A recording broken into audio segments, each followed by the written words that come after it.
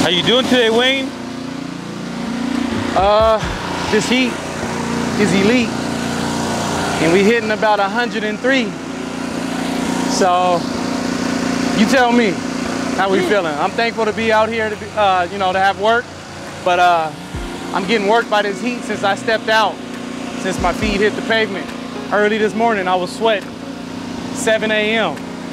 So I know people out in like Texas and other areas where it's humid and stuff is like, bro, stop complaining. Boy. But besides that, man, you know, the usual day, referrals, Google ads, being on Google, we got work, you know what I mean? Just another casual day, walk in the park, you know, nothing special. You asked the customer if you could clean the interior inside her garage? Yeah. How's that work and how often do you do that? I'm gonna be honest, how I deal with the heat is just stop being a big baby and get out here and do the car. You know what I mean? This is your time to shine. Either you're gonna be out here, this is our time to make money, or you're gonna complain. Honestly, I didn't ask to be in the garage. I didn't complain when I got out here. I just started on the car. She kept insisting, I think you should go in the garage. She stood around a little bit more. Hey, are you sure? It's gonna be 100. And I was like, nah, came back again. Hey, you want? Let's do it, let's go. Other than that, bro, I just get out here and do it. You may hear me every now and then, this don't make no sense. Sit down, take a break, but it's not gonna stop me, man. You know, wintertime, summertime, it's the time, man, you know, get on your grind. This one right here was a referral. How I got this one. Yeah. I feel bad when they be like, yeah, Bob suggested you to come here. And you know Bob, right? I'm like, I'm sorry. You know, as soon as I put the address in or know the make and model of the car, then I'll remember. But other than that, I get a lot of referrals. Got it. And they're actually selling this car, right? Yeah, this one's getting sold. I just found out. She just came out and checked the miles. So I just put 2 and 2 together. They're coming to do the lawn. Those are our best friends, guys. Very respectful to come and ask me. He said, do you mind if I cut the lawn? If you what? Oh, if he cut it already? Nah, he's actually going to another yard. He's being very respectful. Nice. It's pretty dope. All right, Wayne. It's 100, over 100. How does that affect the detail? Do you gotta move quicker? Do you know? Check this out. I got spot-free water over here, man. And you also could pick it up at my shop at 5561 Auburn Boulevard, Sacramento, California. Nah, we chilling, man. You know what I mean? When I had the spot-free water, I was still moving like, you know what I mean? Because I was stuck in that mentality of it's gonna dry on the car and it's gonna be a problem.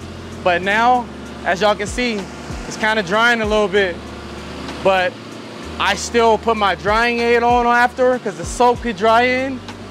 But other than that, no rush, relax. If you do not have spot-free water, you do want to move. You get water spots in the car, now you got to put water spot remover. It's a big problem, I'm gonna be honest. So having that spot-free water, mineral-free water is very crucial to a part of summertime in the business. Unless you have a guy standing back with the hose as you're washing and he's misting the car and just keeping it wet, that's how we used to do. So he's working on the rims right now. Now, one thing I heard other detailers do who don't have that type of water, right? They do panel by panel. Right, right. How do you feel about that? Yeah, we actually have a video that we made exactly about that about a year ago, Rez, and some change.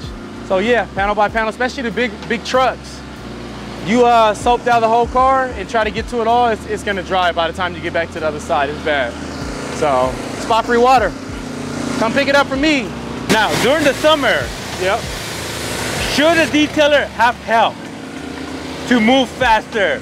And also, so not all the labor is on their body. Or you think, do it by yourself if you have to? I think for everybody it's different. Of course, you gotta know how much work you're bringing in. If you're bringing in enough work to provide for somebody else, I would say that's a must to have help because it's gonna get you ready for the next job. You know, a lot of us, we get money hungry or our business is not in a place to do that. But I would highly suggest somebody to help. It's just gonna flow a lot better. I make more money bringing people on. Put it like this, even if I don't make more and I make the same as if I was by myself, I got through 2 more cars. I just got that business that I wouldn't have got if I didn't have somebody on.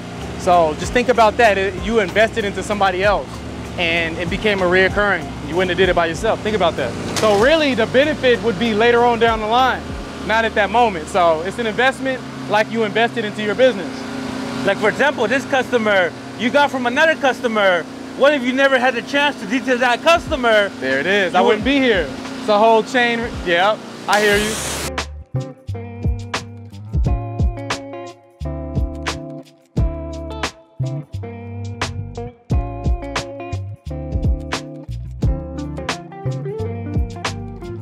One thing that feels good, Rez, Getting a free shower?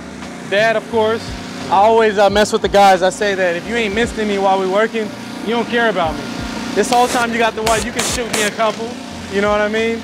Yo, Wayne, you waiting to hold me too much over here. Oh yeah, that's because I love him. I gotta keep him hydrated. He helps me, my business prosper, so I gotta make sure he's taken care of. So yeah, I ran into a millionaire, big old house. Pulls me to the side. He's actually a motivational speaker too. And pulled me to the side and he confirmed what I've already been preaching to you guys about relationships with our clients. And he just was stressing it so much. He was just like, hey, you need to make sure you let them know your vision within 20 to 30 seconds. He was like, when you can give somebody your vision, they know that they're investing into something that means something. You know what I mean? So if you come in and introduce yourself, hey, well, how you doing? My name is Wayne. I just wanted to let you know that my vision is I want to be able to bless people with word. I want to be able to preach the gospel to people that come in. My business is used to glorify my God. My business is used to be blessed, to be a blessing. Like, you give them that, done. Wow, that's good. I seen the scripture on there. Now they're invested into what you're doing. Built a relationship with just that little bit. They grab a hold of it. Man, I'm a believer. Man, yeah, my cousin's a believer. I'm not, but you know, I've been thinking about it here. Man, you open up a personal conversation just based off of your vision. So when you can get somebody to open up to you on a personal level, now you're building.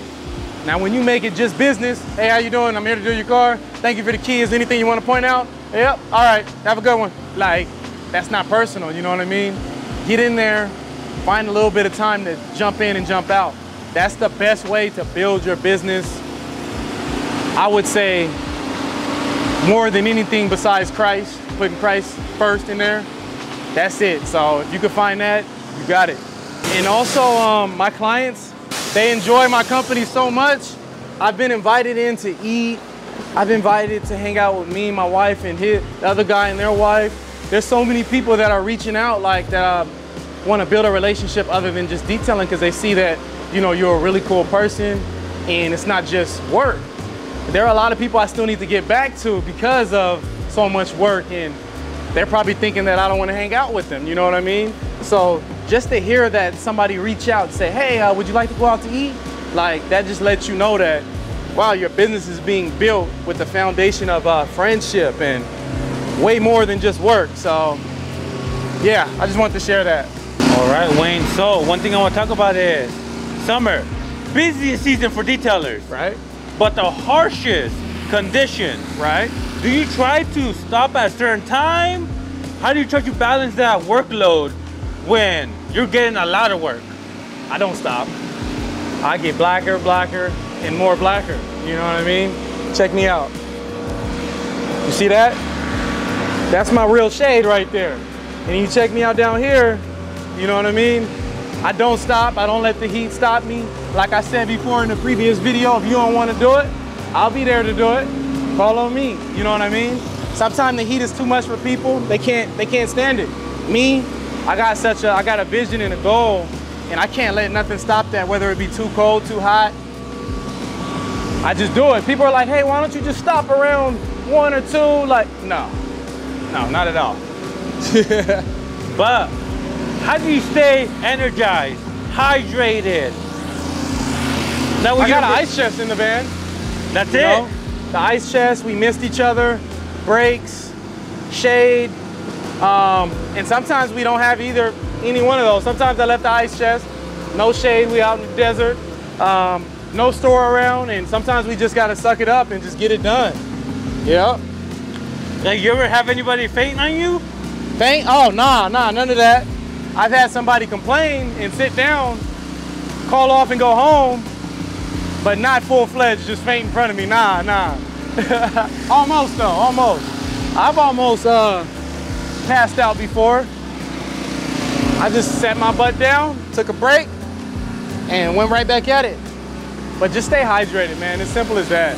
But I noticed that hydrating on the spot, you'll still be dehydrated. You gotta be drinking the day before so that you can be hydrated. So don't forget that.